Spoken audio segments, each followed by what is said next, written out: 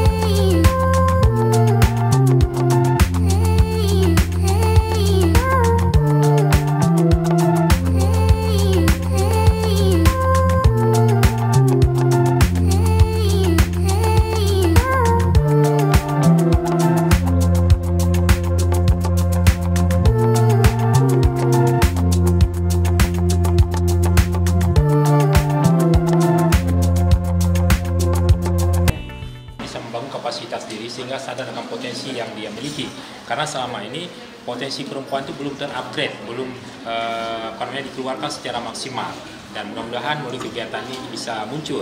Dan kemudian yang kedua, setelah memiliki kapasitas, kemudian aksesibilitas dan kapabilitas, perempuan mau berkontribusi dalam pembangunan Banda Aceh. PJ Wali Kota Banda Aceh Bakri Siddiq SEMSI saat membuka secara resmi pelatihan tersebut mengatakan salah satu atensi prioritas pemerintah kota saat ini adalah pengembangan sumber daya manusia yang unggul, berkualitas, berdaya saing. Kesempatan pada hari ini saya bertemu dengan perempuan, saya sangat bahagia, dan capacity building ini mudah-mudahan bisa meningkatkan kualitas sumber daya manusia yang nantinya bisa berperan aktif baik di pemerintahan maupun di sektor lainnya. Selain itu, upaya untuk meningkatkan peran perempuan Kota Banda Aceh dalam bidang politik, baik kuantitas maupun kualitas, salah satunya adalah melalui program pelatihan politik dan hukum bagi perempuan. Peningkatan kapasitas perempuan dalam bidang politik dan hukum yang dilaksanakan Dinas Pemberdayaan Perempuan dan Perlindungan Anak, Pengendalian Penduduk dan Keluarga Berencana Kota Banda Aceh ini bertujuan dalam upaya peningkatan peran perempuan dalam politik sebagai pendukung demokrasi sangatlah potensial. Kehadiran perempuan di dunia politik ini diharapkan mampu menjadi penyalur aspirasi rakyat, penyeimbang kekuatan politik, serta sebagai sarana pengkritik dan kontrol terhadap pemerintah yang berkuasa. Pelatihan yang turut menghadirkan Tati Mutia Asmara SKH MSI dan Dr. Rizky K. Alwin sebagai narasumber diikuti oleh para perempuan unsur partai politik yang ada di Kota Banda Aceh. Alhamdulillah kita melihat bahwa selama ini terjadi peningkatan tingkat partisipasi perempuan Banda Aceh dalam perpolitikan, ya. Khususnya kita melihat misalnya ketika pelaksanaan pemilu itu kan ada syarat bahwa 30% itu harus ada keterwakilan perempuan. Artinya antusiasme dari masyarakat perempuan Banda Aceh itu semakin meningkat. Terbukti dalam kegiatan-kegiatan politik itu mereka semakin bersemangat mengikuti kegiatan-kegiatan itu. Tapi memang faktanya ya, kita melihat misalnya di DPRK Banda Aceh dari 30 anggota DPRK Banda Aceh hanya 4 orang yang kemudian terpilih sebagai anggota DPRK Banda Aceh di kalangan perempuan. Tentu ini menjadi bahan evaluasi kita ke depan sehingga tingkat keterwakilan perempuan semakin meningkat. Perkembangan partisipasi perempuan dalam politik di Kota Banda Aceh mengalami perkembangan sangat signifikan. Ini terlihat dari jumlah anggota legislatif dari kalangan perempuan periode 2019-2024 bertambah menjadi 4 orang. Jumlah ini meningkat tajam dibandingkan periode sebelumnya hanya 1 orang. Namun, masih sangat minim bila dibandingkan dari kuota 30% yang ditargetkan. Perempuan sangat komitmen dalam membela hak-hak kaumnya di legislatif. Ini tercermin dari sikap politik Syarifah Munirah SAG, politisi Partai Persatuan Pembangunan Daerah Pemilihan Baitur Rahman Lung Bata. Keberpihakan kepada perempuan dan anak selalu menjadi prioritasnya dalam setiap penyampaian pandangan dalam rapat DPR Kota Banda Aceh. Kehadiran perempuan di dunia politik ini diharapkan mampu menjadi penyalur aspirasi rakyat, khususnya kaum perempuan, penyeimbangan kekuatan politik, serta sebagai sarana pengkritik dan kontrol terhadap pemerintah yang berkuasa. Saya ingin menyampaikan beberapa hal, baik itu usul, saran, dan pendapat umum saya kepada pemerintah Kota Banda Aceh dalam hal ini mungkin dinakodai oleh Bapak Haji Bakri Siddiq. Saya berharap pembangunan kota ini tidak hanya fokus pada fisiknya saja, Bapak, tapi berkeseimbangan. Pembangunan manusianya juga harus kita fokuskan. Ibu dan anak butuh perhatian kita. Kekerasan, pelecehan di mana-mana. Pembangunan ekonomi perempuan rentan juga sangat harus kita utamakan. Kekerasan, kemiskinan banyak yang tersisa. Kesehatan termasuk butuh diperhatikan. Sementara itu, Syarifah Munirah SAG juga turut memperjuangkan aspirasi kaum perempuan dengan mendorong dinas terkait agar dapat membantu kalangan perempuan Kota Banda Aceh dalam meningkatkan ekonomi mereka. Pembagian peralatan masak atau peralatan kue kepada ibu-ibu mencerminkan perhatian pemerintah Kota Banda Aceh terhadap kaum perempuan. Menurut Syarifah Munira SAG, sebagai anggota legislatif yang dipercayakan oleh kaum perempuan, pihaknya akan terus memperjuangkan aspirasi perempuan di parlemen. Saya sampaikan juga kepada rekan-rekan, ini kita harus bersyukur karena tidak semua masyarakat yang ada di Kota Banda Aceh dengan kondisi ekonomi yang anggaran kita yang defisit, resesi segala macam mendapatkan bantuan ini. Makanya bantuan yang didapatkan oleh ibu-ibu ini benar-benar dimanfaatkan, digunakan semaksimal mungkin agar ekonomi dalam keluarga tumbuh dan berkembang, sehingga kami juga berharap kalau hari ini mereka masih ekonominya lemah, besok saat berdagang mereka bisa memberdayakan rekan-rekan, bisa menghadirkan rekan-rekan sebagai tenaga kerja di tempat usaha mereka. Dalam upaya meningkatkan partisipasi perempuan dalam pembangunan, di Kota Banda Aceh telah memiliki wadah organisasi Balai Inong di bawah naungan Dinas P3AP2KB Kota Banda Aceh. Balai Inong sebagai jembatan partisipasi perempuan dalam pembangunan Kota Banda Aceh. Karena melalui jalur Balai Inong, masyarakat bisa memberikan aspirasi dan kemudian bisa ditindaklanjuti untuk dijabarkan menjadi dasar pedoman pembangunan Kota Banda Aceh. Hingga saat ini, di Kota Banda Aceh telah terbentuk 20 kelompok Balai Inong yang tersebar di 9 kecamatan yang ada. Lembaga Balai Inong merupakan wadah bagi perempuan Kota Banda Aceh untuk berperan secara aktif dalam perencanaan pembangunan Kota Banda Aceh yang berkeadilan gender. Balai Inong Bungong Kemang Ulekare menjadi salah satu kelompok Balai Inong yang selalu aktif melaksanakan berbagai kegiatan dalam rangka ikut berpartisipasi dan berkontribusi bagi pembangunan. Pada hari ini, pertemuan bulan ini, bulan November 2022, kami sedang membicarakan tentang pelaksanaan Maulid Nabi Muhammad SAW. Kebetulan Maulid ini merupakan agenda tahunan kami untuk merayakan hari-hari besar keagamaan. Selain itu, kelompok Balai Inong juga melakukan berbagai aktivitas lainnya seperti kegiatan rutin senam jantung sehat yang dilaksanakan oleh kelompok Balai Inong Anissa Syah Kuala. Setiap minggunya, para ibu-ibu yang tergabung dalam Balai Inong Anissa melaksanakan senam jantung sehat. Ini dimaksudkan selain menjadi wadah silaturahmi antar anggota, juga menjadi upaya untuk meningkatkan derajat kesehatan mereka. Ya, buat kami ibu-ibu, apalagi kami kan pralansia menuju lansia, tentu kegiatan olahraga ini senam pagi, apalagi kita mengambil senam jantung sehat, anti stroke, persendian, itu sangat berguna bagi kita. Pertama untuk kegiatan kesehatan, kemudian untuk silaturahmi seluruh anggota Balai Inong di Kecamatan Syah Kuala. Dalam upaya pemberdayaan ekonomi perempuan, menurut Kepala Bidang Kesetaraan Gender Sri Syahrawati SKM, Dinas P3AP2KB Kota Banda Aceh juga membina berbagai usaha ekonomi kecil bagi perempuan kota. Keberhasilan kelompok ADT Rus Produk Gampong Aludeah Tengong Kecamatan Meraksa patut diapresiasikan. Kelompok kerajinan tangan ini yang diketuai oleh seorang perempuan tangguh, Hayatun Nufus, dengan 10 anggotanya, mampu memproduksi berbagai souvenir dari sampah bungkusan atau saset.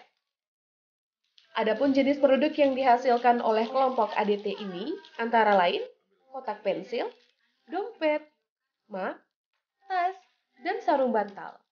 Yang paling membanggakan, hasil kerajinan kelompok usaha kecil ini telah mampu menembus pasar dan telah menghiasi berbagai event-event pameran di Aceh. Awal terbentuknya kelompok daur ulang ini berawal dari pemilahan sampah yang dibina oleh DLH K3 secara sistem program WCP, yaitu Waste Collecting Point. Nah, jadi di dalam sistem pemilahan sampah itu terdapat sampah-sampah seperti sampah kemasan saset yang mungkin tidak ada harganya sama sekali. Nah, setelah kita jadikan dia satu produk, nah disinilah terdapat nilai jualnya dan menghasilkan ekonomi. Nah, keberhasilan kelompok kerajinan ADT Rus Produk tidak terlepas dari sosok nakodanya Hayatun Nufus yang sehari-hari juga mengelola kebun perkarangan bersama kelompoknya. Hayatun Nufus salah satu perempuan tangguh Kota Banda Aceh yang menyabet predikat perempuan berprestasi dalam bidang lingkungan. Ibu dua putra ini berkesempatan 2 kali terpilih menjadi anggota studi banding ke Nagasakura, Jepang pada tahun 2016 dan tahun 2019 dalam bidang pemilahan sampah. Berbekal dengan pengetahuan yang didapatnya dari negara Sakura tersebut, Hayatun Dufu selalu mendapat undangan sebagai narasumber pada kegiatan pelatihan dan seminar bertema lingkungan. Menurut Kepala Bidang Perlindungan Perempuan dan Anak, Rizda Zuraida SE, bidang yang dikomandoinya memiliki tugas pokok, antara lain, menangani pemenuhan hak anak terkait hak sipil, informasi dan partisipasi, pengasuhan, keluarga dan lingkungan, kesehatan dan kesejahteraan, serta pendidikan, kreativitas dan kegiatan budaya, serta penanganan perlindungan perempuan dan anak dari kekerasan dalam rumah tangga. Berbicara tentang anak, sangatlah penting karena anak merupakan potensi takdir umat manusia di masa depan. Dialah yang berperan menentukan sejarah bangsa. Anak-anak juga membutuhkan kasih sayang, pendidikan, dan kesehatan yang baik, dan menuntut hak-hak lainnya. Anak dilahirkan bebas tidak dapat ditolak atau direnggut, tetapi kebebasan anak harus dilindungi. Dilaksanakan haknya untuk hidup, hak pemeliharaan orang tua, keluarga, masyarakat, dan bangsa. Kota Banda Aceh telah menetapkan kota layak anak yang dituangkan dalam Kanun Kota Banda Aceh nomor 2 tahun 2021 tentang kota layak anak. Penetapan ini menandai bahwa Kota Banda Aceh adalah kota yang ramah anak. Kota layak ini diwujudkan dalam bentuk melahirkan berbagai kebijakan dan program pembangunan yang memberikan ruang partisipasi anak dan kesempatan pelayanan terhadap hak-hak anak, baik pendidikan, kesehatan, kesempatan berekspresi, ruang bermain, dan lain-lain. Hal ini terungkap dalam penyampaian presentasi oleh Cut Azharida SH, Kepala Dinas P3AP2KB Kota Banda Aceh. Pada pertemuan kajian kemajuan pengembangan kota layak anak oleh Bappenas melalui program kerjasama pemerintah Indonesia dan UNICEF tahun 2022. Kurniasi Zulhaji, konsultan KLA Bappenas pada kesempatan tersebut mengatakan, Kota Banda Aceh sebagai kota layak anak sudah banyak mengalami kemajuan. Namun ruang partisipasi anak dalam pembangunan perlu terus ditingkatkan. Jadi kalau hasil presentasi dari Dinas Pemberdayaan Perempuan sendiri melihat bagaimana implementasi Kabupaten Kota Layak Anak di Banda Aceh, saya lihat ini sudah banyak sekali kemajuan yang signifikan, akan tetapi tetap pada kita semua ini belajar berproses untuk peningkatan partisipasi anak. Kemudian, tim konsultan kajian dan asesmen kerjasama Bappenas Republik Indonesia dan UNICEF juga mengunjungi Puskesmas Kecamatan Meraksa untuk melihat lebih dekat kondisi puskesmas dengan pelayanan ramah anak. Puskesmas Meraksa merupakan puskesmas yang telah diaudit dan distandarisasi oleh KP3A sebagai fasilitas kesehatan ramah pelayanan anak. Di Kota Banda Aceh, 11 puskesmas telah menginisiasi menuju puskesmas dengan pelayanan ramah anak, karena telah memenuhi 8 indikator wajib PRA. Sementara itu, Dinas P3AP2KB Kota Banda Aceh juga memfasilitasi berbagai kegiatan dalam rangka meningkatkan partisipasi anak dalam melahirkan kebijakan dan program pembangunan di Kota Banda Aceh. Pembentukan forum anak sebagai wadah komunikasi bagi anak dalam menyuarakan isu-isu anak untuk diteruskan kepada pengambil kebijakan. Hal itu disampaikan Kepala Dinas P3AP2KB Kota Banda Aceh, Cut Azharida SH, pada acara pengukuhan Forum Anak Kecamatan Kutaraja, Banda Aceh. Forum Anak Kecamatan Kutaraja dikukuhkan oleh anggota DPRK Banda Aceh, Husaini dari fraksi PNA, Kepala Dinas P3AP2KB Kota Banda Aceh, Cut Azharida SH, dan Camat Kecamatan Kutaraja berlangsung di Kota Banda Aceh. Adapun pengurus Forum Anak Kecamatan Kutaraja yang dikukuhkan, Ketua Arif Syahrizal, Wakil Ketua Ragil Fairis, Wakil Ketua 2 Muhammad Gavin Felingga, Sekretaris Reifa Aliana, dan Bendahara Syifa Rahman. Coba kita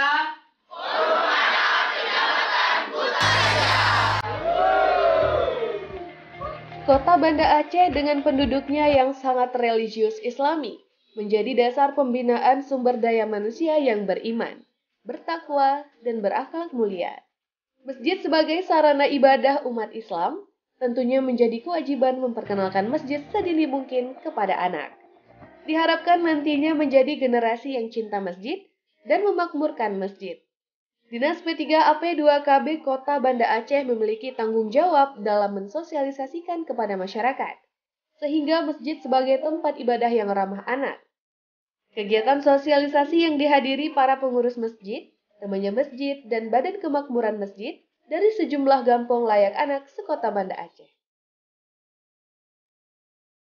Sementara itu, dalam upaya peningkatan perlindungan terhadap anak di Kota Banda Aceh, Dinas P3AP2KB Kota Banda Aceh menggelar kegiatan sosialisasi dan pelatihan kader Gerakan Perlindungan Anak Terpadu bagi kader Gampong Layak Anak Kota Banda Aceh.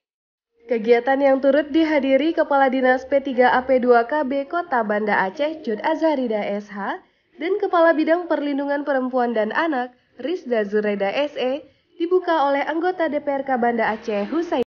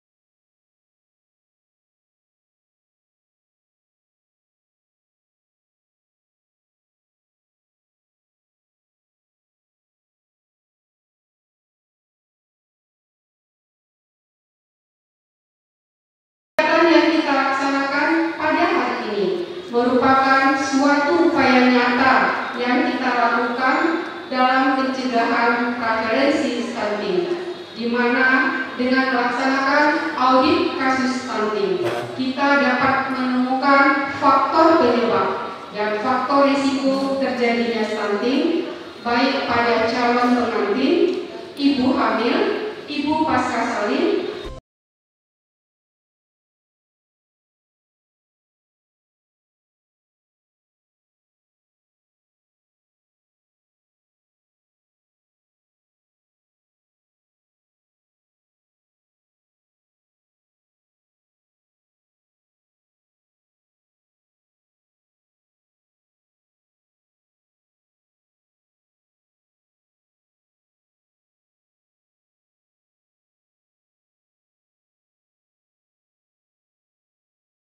instruksi Presiden. Tadi saya sampaikan bahwa targetnya 40%. Tapi Banda Aceh begitu di bulan Juli itu kan stuntingnya sekitar 19%. Dengan upaya kita turun menjadi 18% dan 7%. Jadi banyak kegiatan dari tim stunting ini untuk bergerak bersama secara simultan. Ya kita serius ini untuk stunting, mudah-mudahan target saya mengharapkan nanti bisa sampai 5% dan ke bawah. Meskipun kita sudah di bawah nasional, di bawah provinsi, tapi tidak berpuas diri, kita bekerja terus. Dalam upaya